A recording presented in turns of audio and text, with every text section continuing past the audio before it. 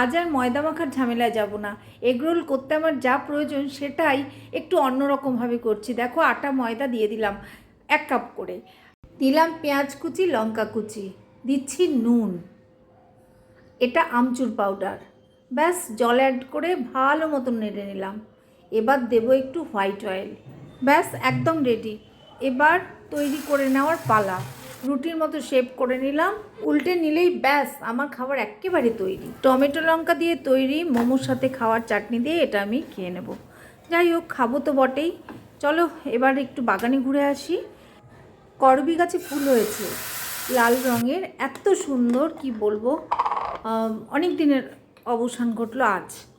দেখো, ফুলটা ফাটতে ফাটতেই সময় নিয়েছে, মানে কড়ি থেকে ফুল ফাটতেই সময় নিয়েছে প্রায় 1 সপ্তাহ। যাই হোক, অবশেষে ফুল হলো, ভীষণ সুন্দর।